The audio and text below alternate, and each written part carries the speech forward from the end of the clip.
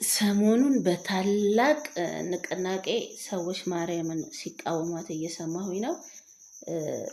ይሄ በጣም የሚደንቅ ነው። ምክንያቱም ማርያምን ተቃውሟት ያላችሁ ማን ነው? እግዚአብሔር ቃል እኮ የሚላል ዲያብሎስን ተቃውሙት ከእናንተም ይሸሻል ነው የሚለው እንጂ ማርያምን ተቃውሟት ወይም ደግሞ እግዚአብሔርን የቤተሰቦች ተቃውሙ የሚል እኮ መጽሐፍ ቅዱስ ላይ የለም። እኛ እንደ ክርስቲያን በአንድ አስተዳደር ውስጥ የምንገኝ በአንድ የእግዚአብሔር ቴሪቶሪ ውስጥ የእግዚአብሔር ግዛት ውስጥ የምንገኝ አንድ የሆንን ቅዱስ የሆንን የእግዚአብሔር ሕዝቦች ነን። ያ ሕዝብ ደግሞ እግዚአብሔርን የሚያመልክ የተቀደሰ ሕዝብ ይባላል። መንፈስ ሁለት ነው። እርኩስ መንፈስና ቅዱስ መንፈስ አለ። እርኩስ መንፈስ የሰይጣን መንፈስ ሲሆን ቅዱስ መንፈስ የእግዚአብሔር መንፈስ ነው። እኛ ወይ ከቅዱሱ ነው መሆን ያለብን ወይ ከእርኩሱ ነው መሆን ያለብን። ብርሃን ከጨለማ በህብረት የሚያገናኘው ምን አለ እንደሚለው ሁሉ እኛ ከጨለማ ስርዓትና ከጨለማ ነገር ጋር ግንኙነት የለንም። ግን ከብርሃን ጋርና ከብርሃን ውስጥ ከሚመላለሱት የእግዚአብሔር ቤተሰቦች ጋር ግንኙነት አለን፣ ቼና አለን፣ እርስ በርስ መከባበር አለን ወይ መከባበር አለብን። ማን ነው እስቲ የሞተ አባቱን ሲነካበት ማያብድ? ማን ነው የሞተች እናቷ ስትሰደብ ዝም የሚል እንዴ? እኛ እኮ ስለሞቱ ቅዱሳንን መስደብ፣ መንካት፣ መንቀፍ የለብንም። ቅድስት ድንግል ማርያም እኮ የክርስቶስ እናት ናት፣ ቅድስት ናት። እስቲ አንዳንድ ጥቅስ ልንገራችሁ ስለ ቅድስት ድንግል ማርያም የተጻፈውን። ሉቃስን ሉቃስ 1:41 እስከ 45 ምን ይላል? ኤልሳቤት ወደ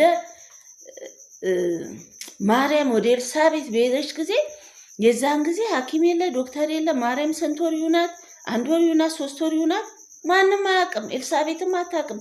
ነገር ግን መንፈስ ቅዱስ ኤልሳቤት ላይ ሞልቶ ኤልሳቤት ማርያምን ተናገረቻት። የጌታዬ እናት ወደ እኔ ትመጣ ዘንድ አለች። ኤልሳቤት አይደለችም ያንን ያለችው።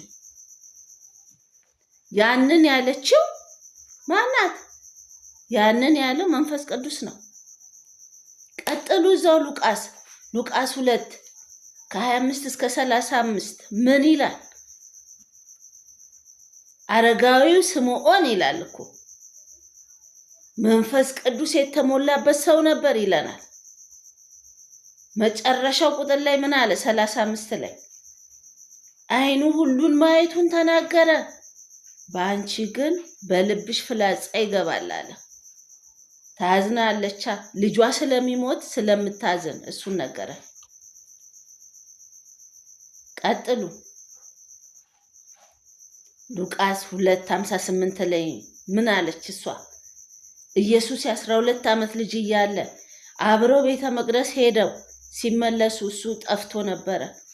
የ3 ቀን መንገድ ተመልሰው ፈልገው አገኙት። ምን አለችው? ልጄ ሆይ አለችው። ልጄ ሆይ ስለምን አደከምከን? ለምን እንዲያረክ ስትለው ምን አለ? በአባቴ ቤት እሆን ዘንድ እንደሚገባኝ አታውቁም? ምን አለ? ልጄ ሆይ ብላ ማርያም የጠራችው ብቸኛ ልጅ። ማርያም 1000 ልጅ አላት ቢባልም እሷ ግን በመጽሐፍ ቅዱስ ልጄ ብላ የጠራችው ብቸኛ ልጅ ኢየሱስ ነው። እኔ ማርያም 1000 ልጅ ይኖራት አይዶን ኬር፣ ከክብሯ ዝቅም ከፍም አይልም።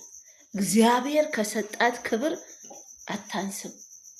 ልጅም 1000 ከወለደች 1000 ብትወልድ በጣም ደስ ይላል፣ ጸጋ ነው።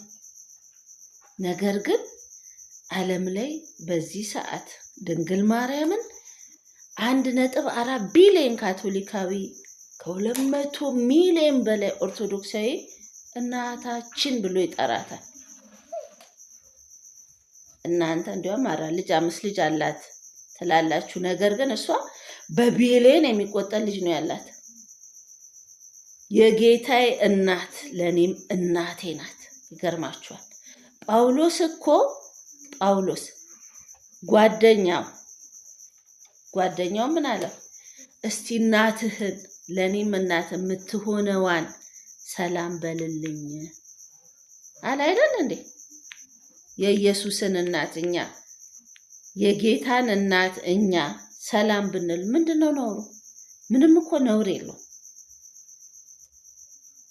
እኔ ጸጋይ ሞላሽ ደስ እያለኝ እላለሁ። የእውነት ለመሰላችሁ ያው ለሌላ ሰው እንዘፍን የለም ያለምንም ተቃውሞ ያለምንም ምንም ደስ እያለኝ ጸጋ የሞላሽ ማርያም ሆይ እኔ አይደለም ያልኳት።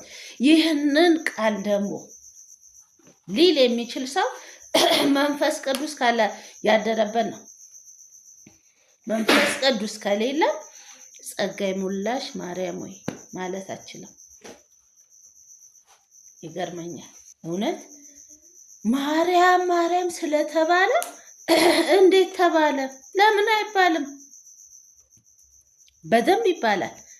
ማርያም እኮ የጌታችንና የመድኃኒታችን ያዳኛችን የኢየሱስ ክርስቶስ እናት ናት። ማርያም እንላለን። ለምን? እኛ የእግዚአብሔር ወገን ስለሆንን የእግዚአብሔር ወገን የሆኑትን ሁሉ የማክበር ግዴታ አለብን። እያከበርን ነው የምናልፈው። መከባበርን እያሳየን ነው የምናልፈው እንጂ ዝም ብለን የሆነ የተቅበዘበዘ ነገር ውስጥ አንገባ። እንኳን እኔና እናንተ በዚህ ጀነሬሽን ያለን ሰዎች እንቀርና በዛን ዘመን የነበረ ዮሐንስ ምን እንዳለ ታውቃላችሁ? ሁለተኛ ዮሐንስ ላይ ሄዳችሁ ዮሐንስ መልእክት ሁለተኛው አንድ ምዕራፍ ነው ያለው። እሷንም ምንድን ነው የሚለው? ለማርያም የጻፈው የሰላምታ መልእክት ነው ያለው።